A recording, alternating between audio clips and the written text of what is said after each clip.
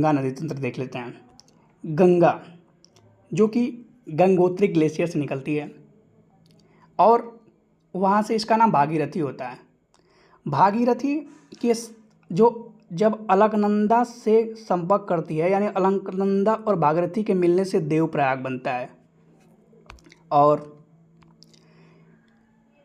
रुद्रप्रयाग जो है ये मंदाकिनी और अलकनंदा सब में कॉमन रहेगी। रुद्रप्रयाग अलकनंदा और मंदाकिनी से मिलने से बनती है, जबकि कर्णप्रयाग पिंडार गंगा और अलकनंदा के मिलने से, और नंदप्रयाग नंदाकिनी और अलकनंदा के मिलने से, तथा विष्णुप्रयाग धौली गंगा और अलकनंदा के मिलने से बनती है। गंगा नदी तंत्र में जो गंगोत्री से गंगा निकलती है, पहले से भागीरथी के नाम से जाना जाता है, और देवप्रयाग में अलकनंदा के मिलने पर ही गंगा निर्माण होता है। यही सब लिखा हुआ है। भागीरथी जब बांग्लादेश में प्रवेश करती है तो इसे पद्मा के नाम से जाना जाता है। पद्मा। ये सब कुछ नोट्स हैं। कुछ नदी हैं और उनका उद्गम स्थल है। चंबल ये जानापाव पहाड़ियों से निकलती है।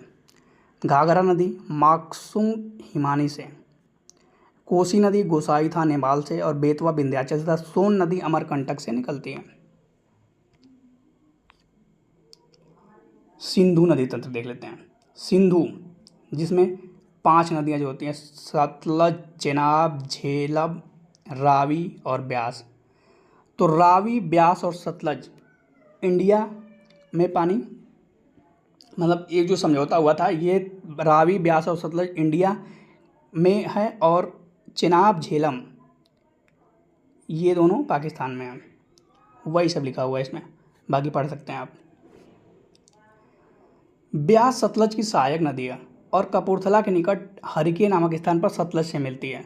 सतलज नदी मानसरोवर झील के समीप राकस ताल से निकलती है और छिपकिला दर्रे के पास भारत में प्रवेश करती है।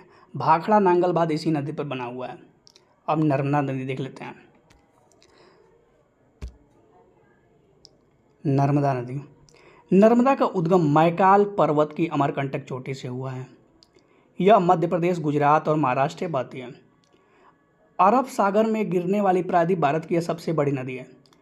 मतलब कुछ नदियां जो हैं अरब सागर में गिरती है और कुछ बंगाल की खाड़ी में।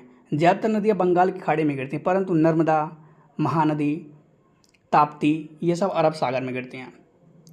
तो वही सब लिखा हुआ है, आप पढ़ सकते हैं।